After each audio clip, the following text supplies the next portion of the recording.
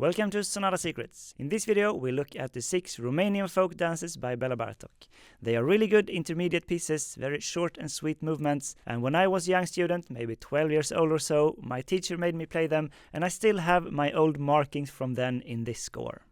So they are great examples of music that maybe doesn't behave the way you're used to compared to the normal classical or romantic styles, because there are some unresolved dissonances, unusual modes, and some rhythms that feel a bit backwards. But it's okay, and in fact it makes perfect sense within this context, and it presents music that's really interesting. And you get to play this banger of a final movement.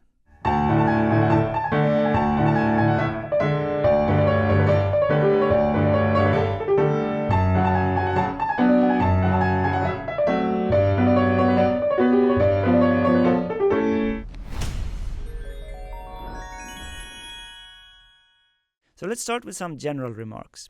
So this music is based on or contains melodies that Bartók encountered when he was on his music excavation trips in Central Europe in the early 20th century. But he took those melodies and put them into a composition in a Western art music context. And this can be a contentious subject, like is it exotification or even racism to do that?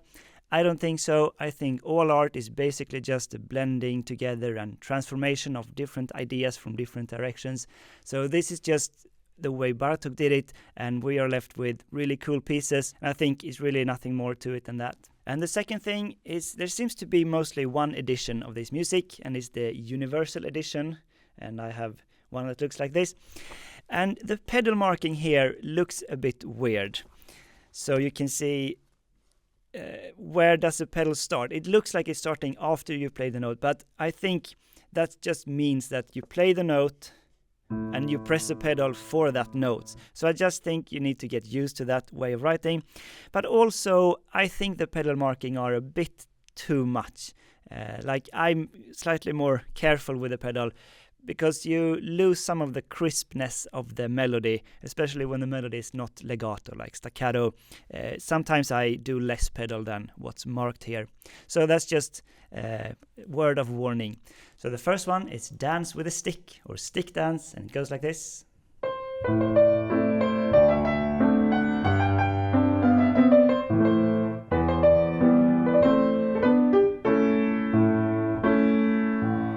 So it's a little bit backwards feeling rhythmically with the 16th notes on the beat. And then syncopation on the 8th notes. Like it would be more natural if it was like that when you have the quick notes not on the beat, but that's the point of it.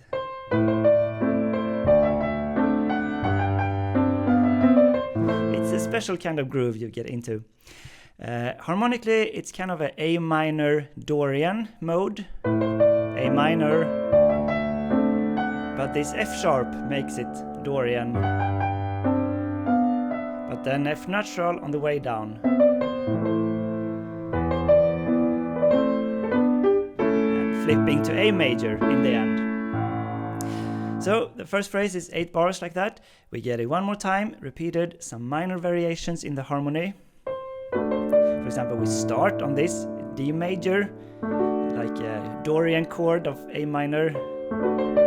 Like it's kind of hard to say what it is like harmonically, what function it is, because it's so much of the modes are blended. So I just stick to the feeling of the music in some way.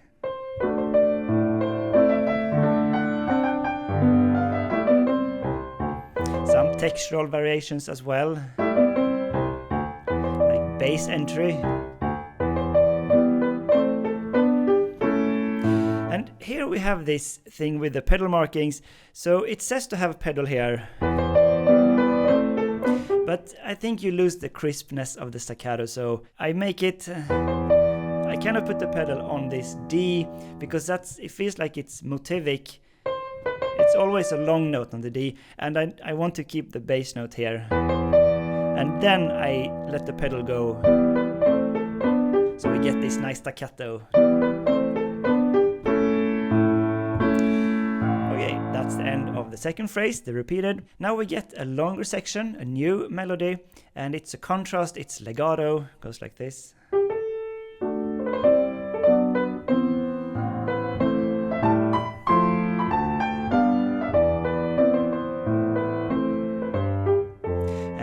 goes on for a while. The melody soars up in the high register, really nice. And it's again a little bit dicey how you should use pedal, because if you use pedal, you get nice legato with the harmony, but you lose the staccato crispness. But if you don't have pedal, it's tougher to tie it together in the harmony.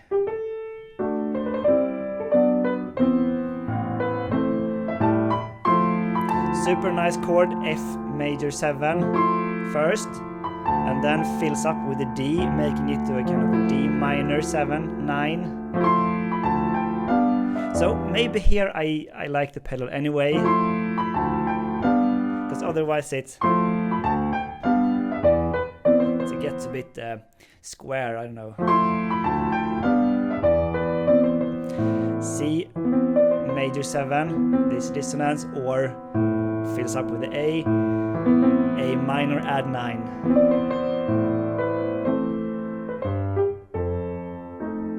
F7, a new exciting harmony. It's spelled as a augmented 6 chord because that's what it is. It's like it's not stable. Kind of resolves here on the weak beat. And it really leaves us hanging here. Super dissonant place. So it feels like a D7, but the right hand melody plays something that's definitely not part of a D7 chord. It feels like C major. It's outlining a C major. It's almost polytonal here, like 2 keys at the same time, but it's just a temporary dissonance, I think, because then it finds a way back after this. Also the momentum stops to rest, and then we have this like a codetta of the phrase, a new motive. Yeah, so finds a way back to A major, jumping 5th. Okay, so this is the whole long melody that grows into the next part all the time. Now we get all of this repeated again, with again some minor variations in the harmony. So starts with the same chord again, but in new position, F major 7. Super lush. And again, D minor 7.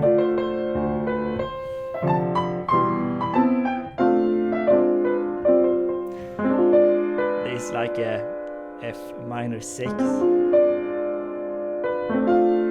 F major 6 to the minor, continuing down. This chord is the same, we recognize. And we have the same, finding the way back. And really crescendo molto is really a point of making like an exaggerated gesture. Even allargando in the end as well. So that's the first dance. Let's move on to the second.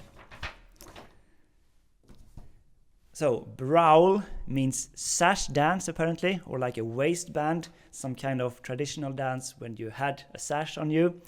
It's the shortest one in the set, really cute and short and sweet. Goes like this. I can just play the whole thing because it's so short.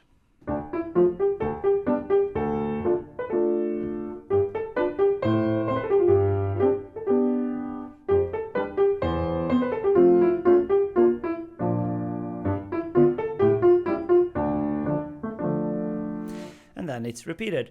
But it's like this, Chopin also has a prelude in his set of preludes. Number 7 is like a super short mazurka, only like 4 or 8 short phrases, half a minute or a minute or something, depending on the tempo. It's like a joke, it's so short, but it's like a perfect miniature. The phrases makes perfect sense, and it's like an alternative to the Hall of the Mountain King, Greek, but instead we have.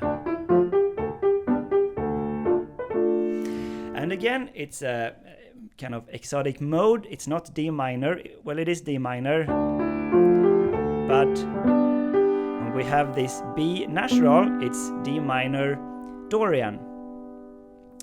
So all natural in D minor. It's not like the normal D minor would be.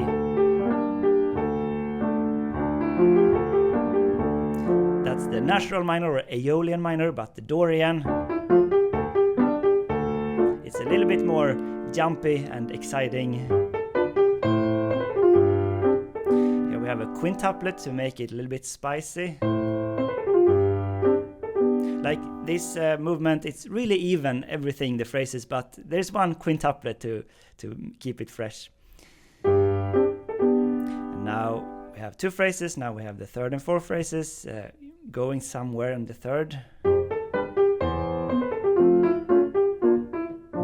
Go to this B flat. Sorry, my piano is a little bit out of tune now, especially on this chord. I have booked the tuner for next week. So we come to a time of rest here. And you can almost do like a small fermata, I think. And then the final phrase, hang in the tempo, but then get going. I like to do it that way. So...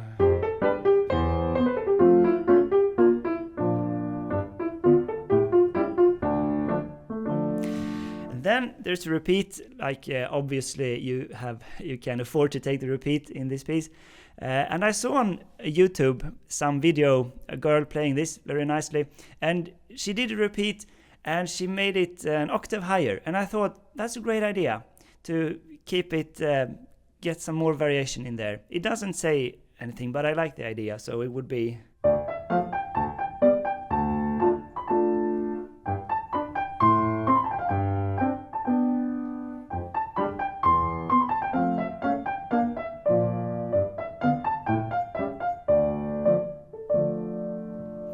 and a little bit ritornello the second time. Okay, the third movement. So, pe loc or something, I don't speak Romanian, but apparently it means in one spot. Or the German der Stampfer means like the stomping or something. It's a little bit contradictory, like, because this is not about stomping like loudly. It's very soft and quiet and an amazing atmosphere, kind of ethereal sounding, almost pianissimo and pedal. But maybe it's like we're staying in one place and do a quiet dance or something.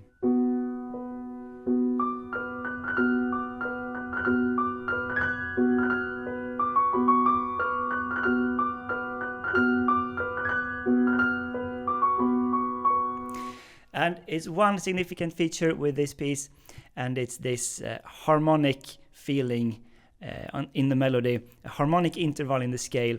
So a harmonic minor scale has this interval, it's augmented second, but here it's not that scale, it's even more exotic, it's like a gypsy scale, because it's the same interval, but it's on B minor between the third and the raised fourth to the fifth. So this is augmented second or a minor third as a scale interval. That makes the feeling,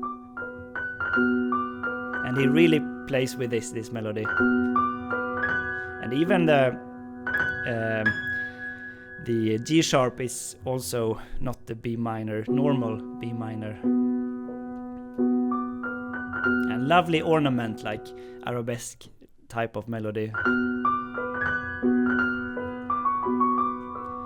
And syncopation, so everything.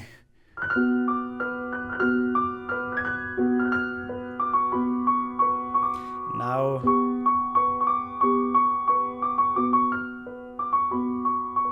it's a new idea here, repeated C sharp.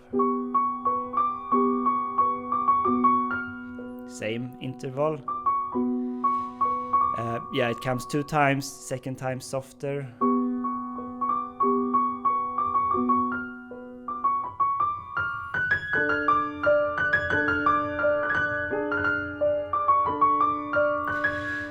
And now it's a crescendo to a loud dynamic. Mezzo piano is loud in this context, and it's a repeat of the melodic material in the beginning, but it's a little bit variation, not the same ornaments, but it's the same material.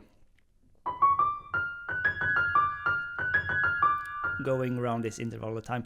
And it's a new harmony as well. It's a D major underneath instead of B minor. It's kind of the relative major, but with this harmonic interval.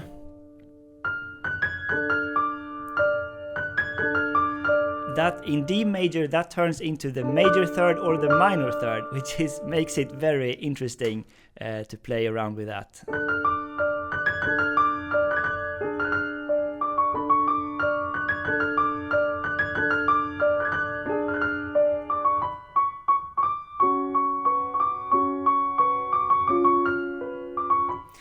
And here we get the second idea again, the repeated note.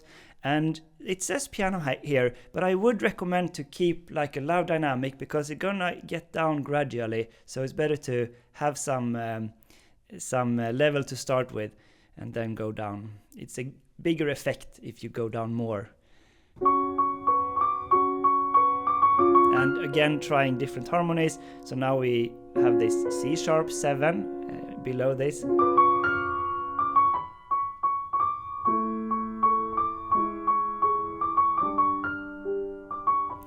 Trying even more. A major sounds very nice with the C sharp. C sharp minor. Some kind of G. 7. Super nice, but kind of passing harmonies. And then the left hand goes all the way down. We haven't been down here at all, so it gets grounded for the very last phrase, like an echo. Rallentando, smorzando, dying away, and super soft.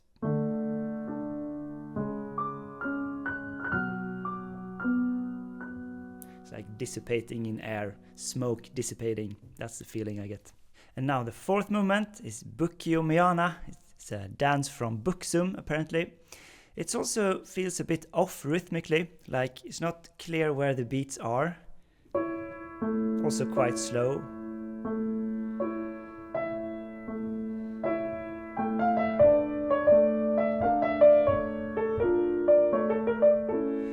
This floating character, we have a kind of pattern of 2 superimposed on the meter of 3 quarter notes in the left hand. Kind of hemiola, nice inner voices. And with the pedal here, I prefer to make more of finger pedal than the actual pedal to keep the melody clear. So when you can hold it from here, something like that, because then the melody will be clearer.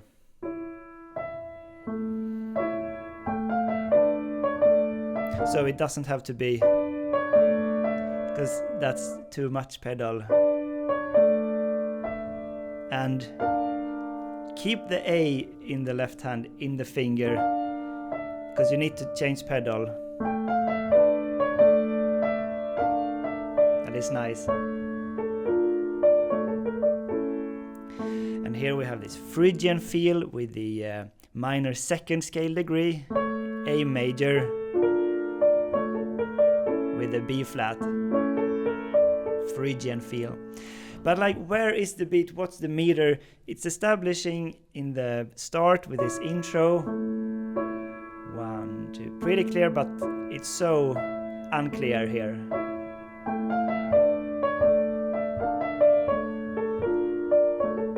But it's charming. Now the same melody, but reharmonized, of course.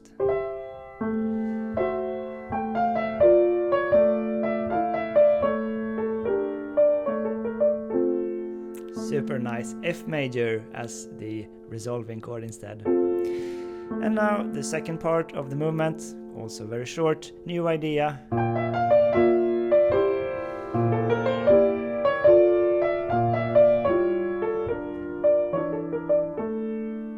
It's the same ending phrase or idea, motif. But the harmony, some kind of Lydian feel here. B flat, with the E, that's a sharp fourth of B flat. Kind of positive. A lot of dissonance suspensions here. And they resolve super nicely here. A sus4 to the 3. And again repeated, piano. And reharmonized, of course. Now it's a B flat augmented 6th chord. So yeah, that feeling, where it's going.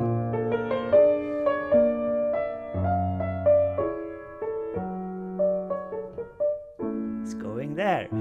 So I don't even know what's going on here. Super dissonant, but really cool. Slargando I haven't seen anywhere else also, I think, but apparently it means slowing down, so like ritardando.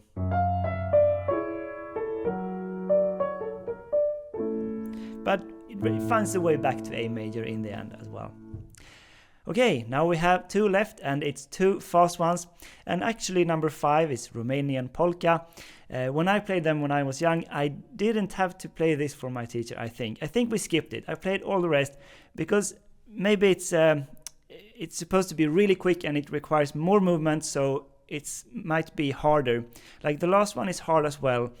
Maybe this is like now it's not too hard for me, so I'm not sure. But yeah, maybe it's hard if you play it really quick, like all the hand crossings and stuff, but doesn't have to be really super quick anyway.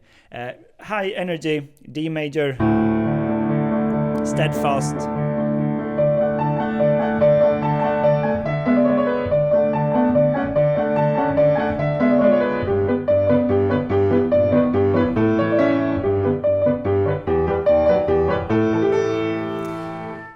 So some of these motifs are actually coming back in the last one too.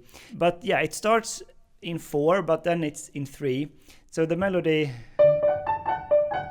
in 3, this is the Lydian feel again, D major, but G sharp is the sharp 4th. The D major, natural major,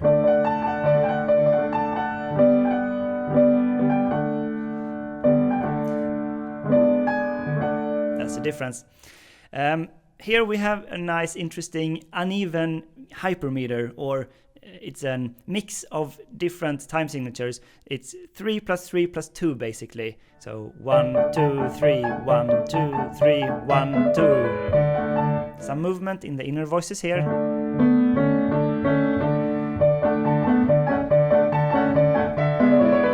Now switch to G major, but still with a sharp 4th. And now some more movement in that voice.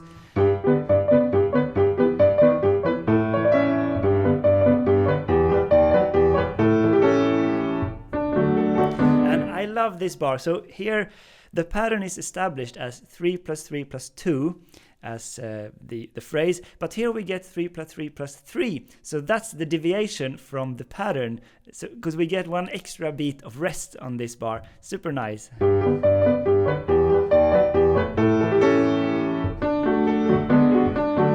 then we get the offbeat accompaniment.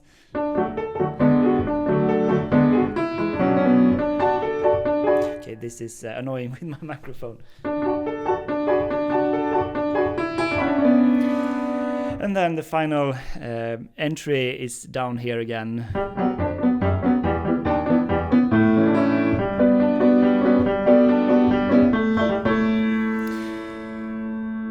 It's a long ending note. And here is a perfect place to go attacca to the next movement. So attacca means straight on.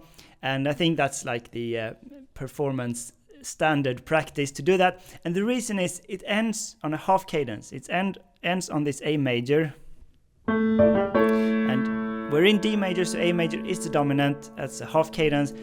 So there's some unresolved tension. And if you then go on, so the next movement is in D major too, then you get the closing of the cadence for when you start in the next one. So that feels super nice.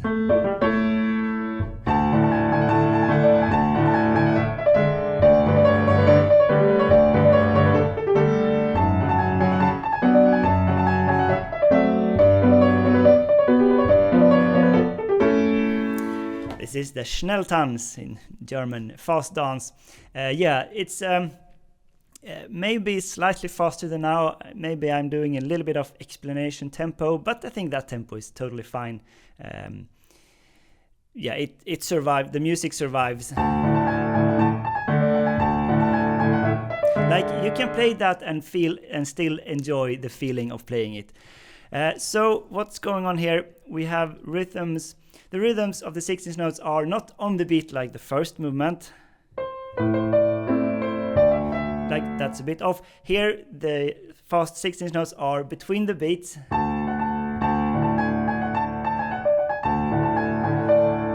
And the beats are longer notes. Like, that's the way we're more used to, and especially when it's faster, that makes it easy to play. And all these patterns, we saw them already in the fifth movement, the polka, this going around. It's really well placed for the hands. For the hand, you can just have the right hand in one place and play them. It's a joy to play. And the left hand accompaniment, syncopation, is the name of the game.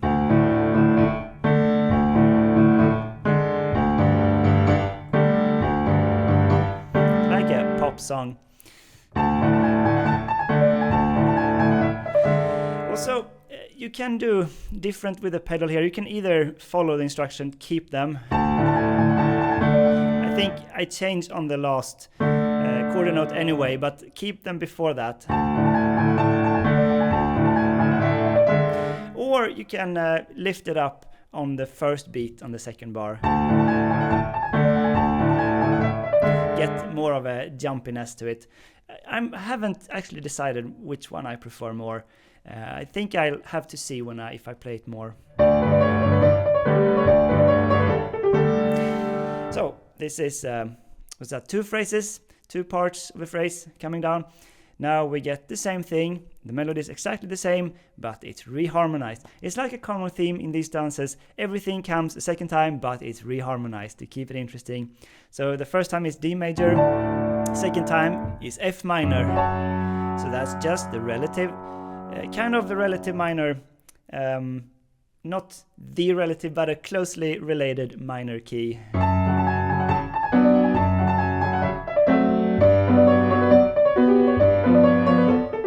Some weird harmonic moves in the end here I'm not really sure about. G major 7, turning to a G7, but still with this tonality with the C sharp, but then just resolving to A major in the end.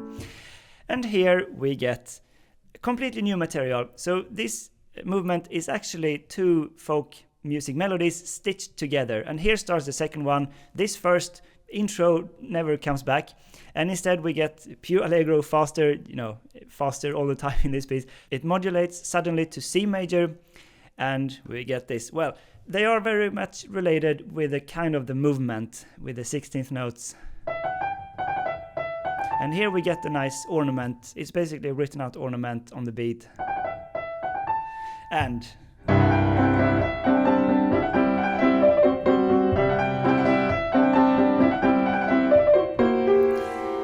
so again, super groovy accompaniment.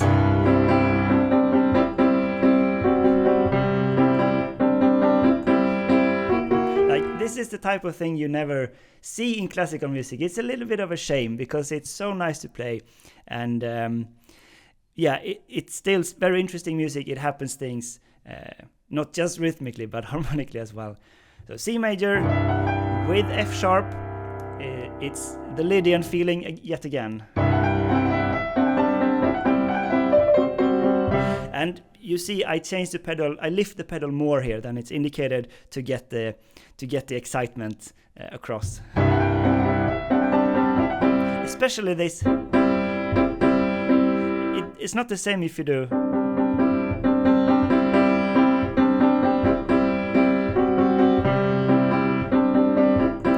Lift on that staccato note, I think, is the key.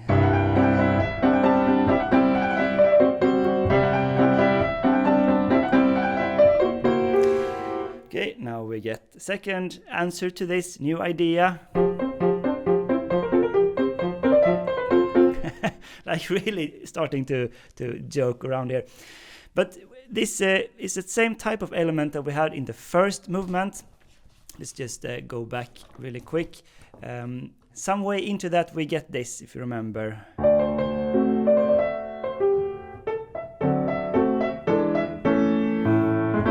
So it's much slower, but it's the jumping, here it's a jumping fifth. And in the last one it's a jumping fourth, but I think it's very much the same type of element, just appearing here as well.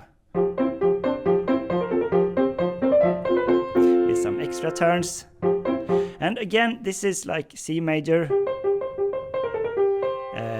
maybe C mixolydian with the B flat in there, but we have F in the bass, kind of, again, polytonality thing.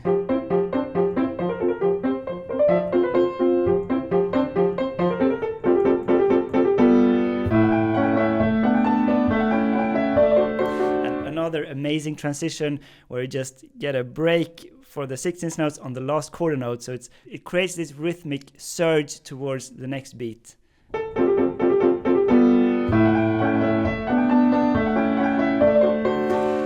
So again, the same melody repeated, exactly, but reharmonized. Now it's A major.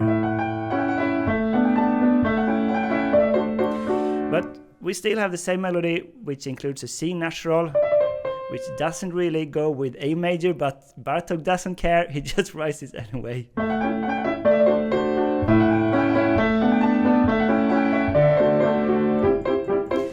Now when we get the jumping fourth idea, now this time it's pure C major, really nice. Going to F major.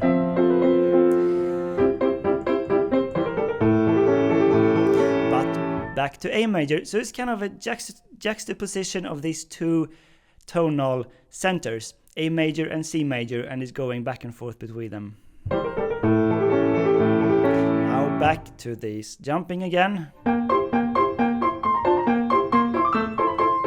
And here we have an option to choose from. If you're like starting this, I think you should start with the easier one, which is only much easier to grasp in one position. But if you're feeling more, if you want to add more notes, you can do the bigger chords. Adds a little bit of flesh to the accompaniment. But it's slightly quite a lot harder to jump there.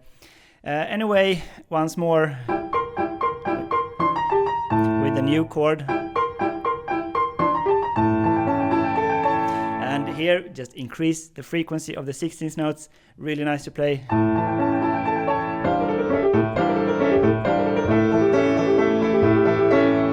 And just a coda going between some kind of final cadence to A major from something I'm not really sure. But it's the accent on the second beat of the bar, which makes it really rhythmically driving.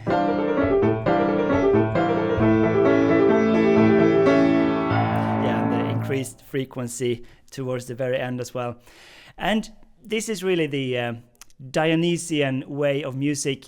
Let it all loose and go wild and reach ecstasy from dancing, basically. You have this in this type of folk music melodies sometimes. Bartók also see it in Liszt, in some of the Russians, Rachmaninoff, Scriabin, Shostakovich. And there's an opposite that's also in classical music, maybe even more weight often on the Apollonian side of music, like the balance and the clarity and control, like especially the music of Bach, Mozart, Schubert and Brahms. So it's really two very different mindsets. The best music has some elements of both, but this is very heavy on the Dionysian side, this movement at least, which is why it's such a joy to play it. So I recommend all of you to try it out and feel the Dionysian ecstasy of Bartók's faster dance. Thanks for watching Sonata Secrets. I hope you learned something, and I encourage you to have a look at these, almost no matter what level you're at, because I feel like they still bring a fresh perspective. And finally, the Patreon shoutout goes to Jay Perlman and A. Nika. Thanks for supporting me on Patreon, it means a lot.